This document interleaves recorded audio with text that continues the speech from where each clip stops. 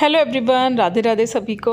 एक टाइम था जब मेरा वेट बहुत ज़्यादा हो गया था, बहुत ज़्यादा मतलब 84 kg हो गया था और सभी लोग मुझे बहुत ही ज़्यादा चिढ़ाते थे। जहाँ कहीं भी जाती थी वहीं पर ताने सुनने को मिलते थे।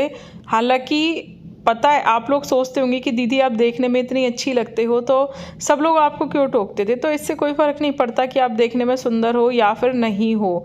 अगर आप मोटे हो गए हो ना, तो चाहे आप कितने भी अच्छे लगते हो, चाहे कितनी भी अच्छी फिजिक हो आपकी, अगर आप मोटे हो चुके हो ना तो आप लोगों को ताने तो सुनने को मिलेंगे ही मिलेंगे। तो ऐसा नहीं होता कि ताने सुनने को नहीं मिलते, कोई कितने भी अच्छे घर से हो, गरीब हो अमीर हो, अगर मोटे हो गए हो ना तो वही लोग ताने मारते हैं जिनसे आप लोग उम्मीद नहीं कर सकते। वही लोग आपको चिढ़ाने लगते हैं दिन रात।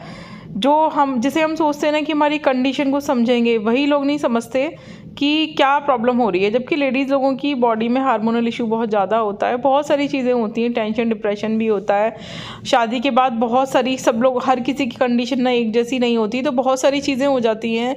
माँ जो होती है वो रेस्ट नहीं कर पाती, जो बहुएँ होती हैं घर के कामों में फंसी रहती हैं, बच्चों को देखना, घर के काम, बहुत सारी चीज़ें होती हैं जिसकी वजह से ना वेट बढ़ जाता है। ठीक है, तो आज मैं आप लोगों को बताने के लिए जा रही हूँ कि ऐसा तरीका जिसे अगर आप डेली में फॉलो कर लोगे ना तो आपका वज़न बहुत तेज़ी के साथ कम होने लगेगा और लाइफ टाइम के लिए ना आप इसे मैनेज कर पाओगे कि आपका वज़न दोबारा से ना बढ़े और एटलीस्ट आपकी बॉडी का फैट दोबारा से ना बढ़े। ठीक है, हेलो एवरीवन, मैं हूँ रचना, स्वागत करती हूँ आप सभी का अपने चैनल पे जिसका नाम है रचना गुप्ता ब्लॉग्स। और मैं आप लोगों को देती रहती हूँ हेल्थ से संबंधित बहुत सारे tips, fat loss, weight loss से रिलेटेड नई नई चीज़ें मैं आप लोगों के साथ शेयर करती रहती हूँ कि क्या क्या खाना चाहिए, कैसी कैसी ड्रिंक्स पीनी चाहिए, क्या क्या टिप्स आप फॉलो कर सकते हो जिससे आप घर में रह के और सब कुछ खा पी कर, अपना मनपसंद खाना खाकर अपना फैट लॉस कर सकते हो। तो अगर आप चैनल पर पहली बार आए हो और आपने अभी तक चैनल को सब्सक्राइब नहीं किया तो सबसे पहले आप कर लेना मेरे चैनल को सब्सक्राइब, उसके बाद वीडियोज़ को देखना पूरा।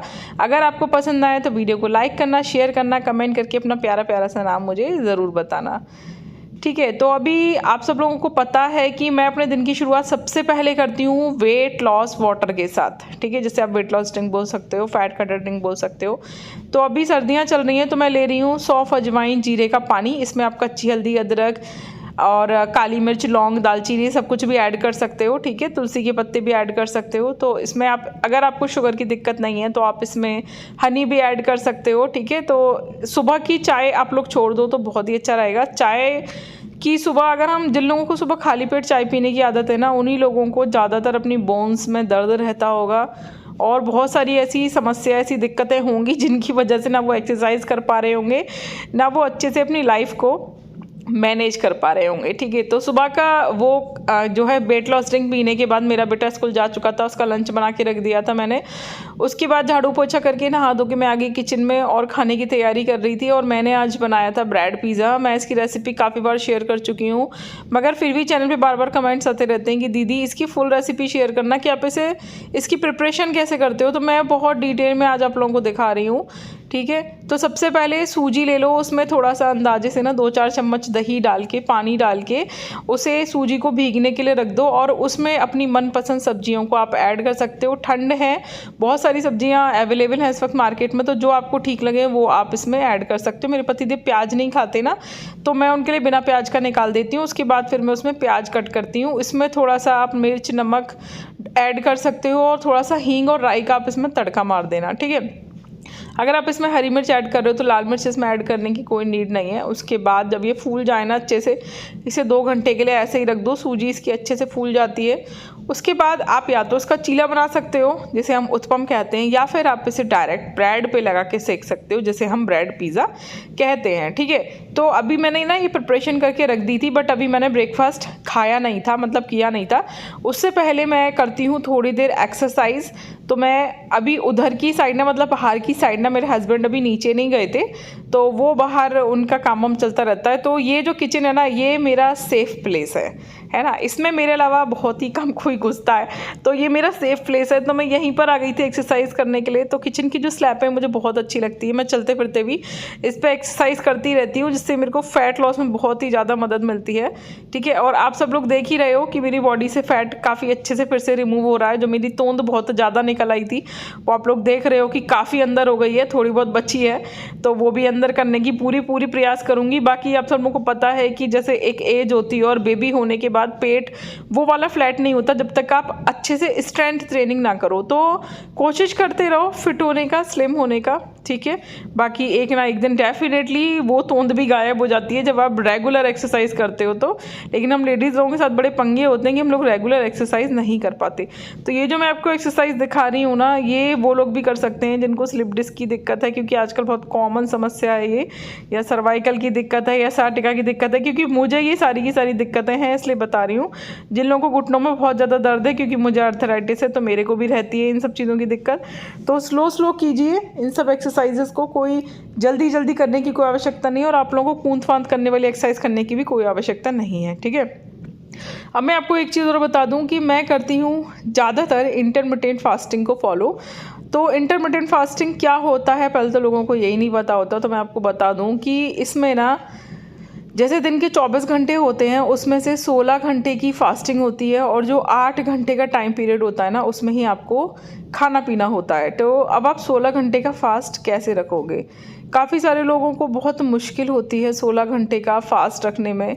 वो लोग सोचते हैं यार 16 घंटे तो बहुत मुश्किल होंगे, हम कैसे भूखे रहेंगे 16 घंटे तक, और इस 8 घंटे में ही हम कैसे सब कुछ खाएंगे पिएंगे। लेकिन यकीन करो, मैं आपको भी तरीका बताती हूँ कि आप 16 घंटे कैसे फास्ट रख सकते हो। और ये तरीका जानने के बाद ना आप लोग भी कहोगे कि हाँ यार, इंटरमिटेंट फास्टिंग करना तो बहुत ही ज़्यादा आसान है, और अगर इससे इतने अच्छे बेनिफिट्स मिलते हैं, इतने अच्छे रिजल्ट्स मिलते हैं, तो फिर क्यों ना हम इंटरमिटेंट फास्टिंग को फॉलो कर लें, है ना। तो आप लोग भी इसको ज़रूर ट्राई करना, और वीडियो को पूरा ज़रूर देखना, और अपनी कॉपी पेन जो आप लेकर बैठते हो, हमेशा आप लोगों से कहती हूँ, उसमें मेन टिप्स आप ज़रूर नोट कर लिया करो, ठीक है। तो जो भी मैं आपको एक्सरसाइज दिखा रही हूँ, उन सब एक्सरसाइजेस को ट्राई करना, ठीक है। इस ऐसे ही स्लैब के सहारे, जितना देखने में आसान लग रही है उतनी आसानी एक्सरसाइज नहीं है। आपको पता चलेगा कि कितना इफेक्ट पड़ता है आपकी बॉडी के किस किस पार्ट पे, कहाँ पे, ठीक है। तो देखो आपको क्या करना है, देखो 8 घंटे में तो आप सब कुछ खाओगे पियोगे। अब ये 8 घंटे की टाइम टेबल आप अपने हिसाब से सेट करो कि आप कितने बजे सोते हो। सोने के कम से कम 3 घंटे पहले खाना खाना बंद करना है आपको, ठीक है।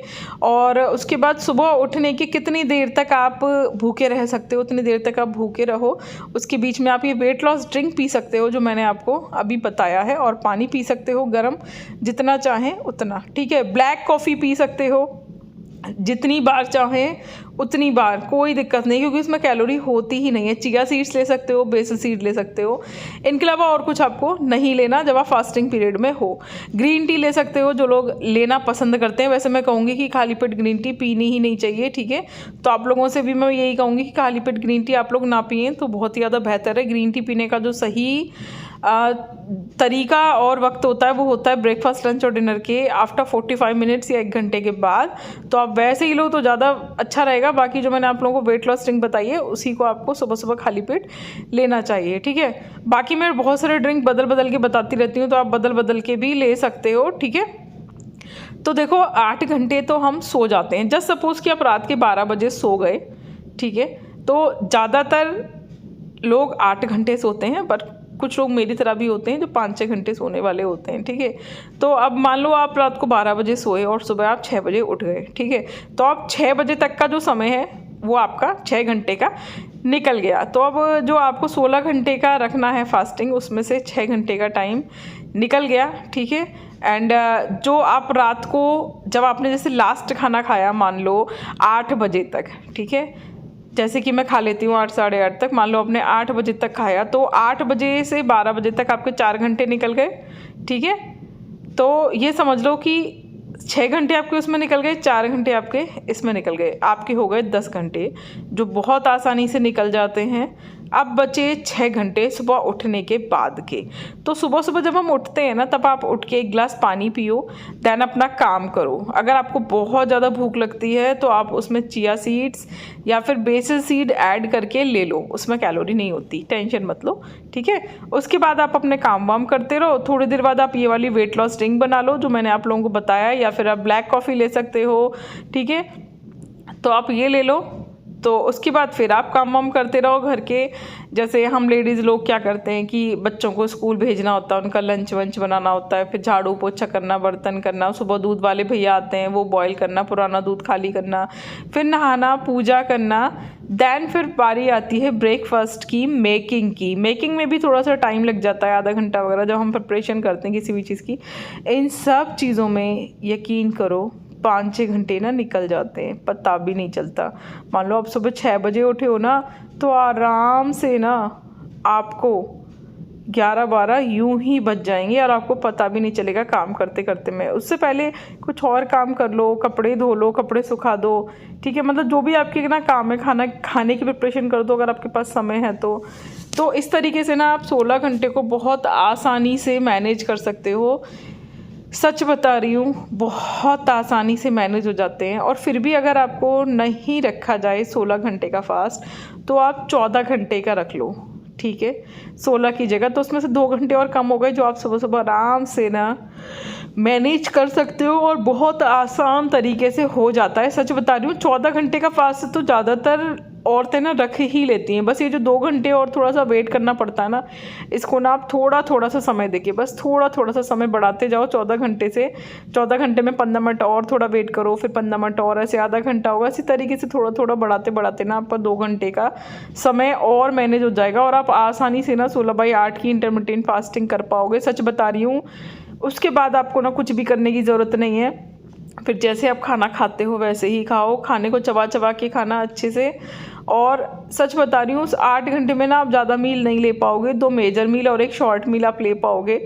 और कोशिश करो अपने खाने में ऑयल को मतलब लिमिट में यूज़ करो। कुछ लोग बहुत ही ज़्यादा ऑयली खाना खाना पसंद करते हैं हर वक्त, तो इतना नहीं, ऑयल खाना भी बहुत ज़्यादा ज़रूरी होता है हमारी हेल्थ के लिए, ख़ास तौर से ठंडों के वक्त पे। क्योंकि जब शरीर ना थोड़ा सा ड्राइनेस फील होने लगती है शरीर को अंदर से, तो अगर आप उस टाइम पे ऑयली चीज़ें नहीं खाओगे तो आपके शरीर में गैस ज़्यादा बनेगी, वात जो है वो आपके शरीर की बढ़ जाएगी। इसीलिए ठंडों के टाइम पे सरसों का तेल खाना बहुत ज़्यादा बेस्ट होता है। एक तो सरसों का तेल बॉडी में जाके जमता नहीं है, चाहे जितनी भी ठंड हो, ठीक है, और वो आपकी बॉडी के कोलेस्ट्रॉल को भी नहीं बढ़ाता। तो आप सरसों के तेल में ऐसी चीज़ें, पूड़ी पराठे, ये सब चीज़ें ना प्राचीन समय से ही, पुराने समय से ही, हमारे ऋषि मुनियों के टाइम से ही ठंडों के टाइम पे ऐसी चीज़ें हमारी दादी नानियाँ बना के खिलाती थी।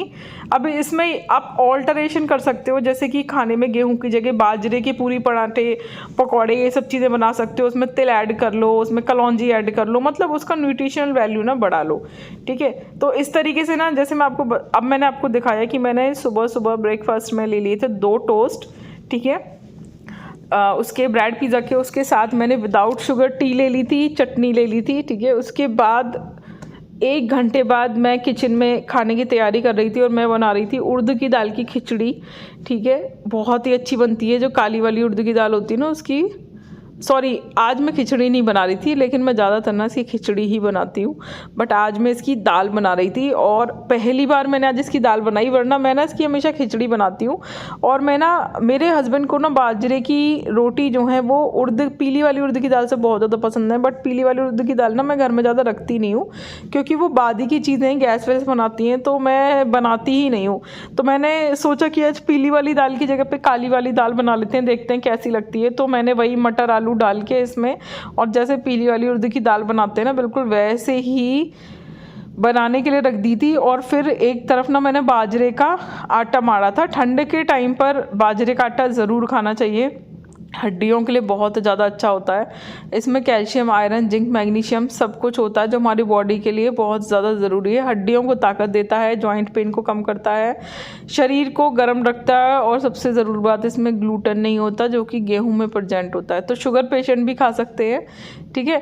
तो आपको ना ज़रूर खाना चाहिए। बाजरे के आटे के लड्डू बना के, टिक्की बना के, बहुत सारी चीज़ें कर सकते हो, है ना, तो ज़रूर करो, ठीक है। इसमें तिल वगैरह ऐड कर लो, कलौंजी ऐड कर लो। तो मैंने ना मार्केट से जो आटा आया था ना, उसको छान लिया था। और देखो, बाजरे के आटे की रोटी बिल्कुल गेहूं के आटे की तरह बने, उसके लिए एक टिप जान लो। बाजरे के आटे में एक तो 1 चम्मच देसी घी डालो, ठीक है। दूसरा, इसकी रोटी बनाने से कम 15 मिनट पहले इसको गूँथ के रख दो, ठीक है, फूलने के लिए अच्छे से। और इसको गर्म पानी में गूँथ लो अच्छे से। उसके बाद इसे 15 मिनट के लिए ढक कर रख दो। जब ये अच्छे से फूल जाएगा, तब हल्का सा पानी का हाथ लगा के इसको एक बार और गूँथो। बिल्कुल वैसे ही लोच बन जाती है इसमें जैसे गेहूं के आटे में बनती है। और यकीन मानो जैसे गेहूं के आटे की रोटियां बनती हैं ना फूली फूली, बिल्कुल ऐसी ही रोटियां बनती हैं। और मैं तो बहुत हल्की हल्की रोटी बनाती हूँ, है ना, वरना पुराने ज़माने में ना मोटी मोटी रोटी बनाते थे लोग, हाथ से बनाते थे। मैं थोड़ा हाथ और थोड़ा बेलन की मदद से रोटी बनाती हूँ, बाजरे की, मक्के की, जौ की, हर चीज़ की। जौ की रोटी तो बिल्कुल गेहूं की रोटी की तरह बन जाती है, उसमें तो बहुत ज़्यादा लोच लग जाता है आराम से।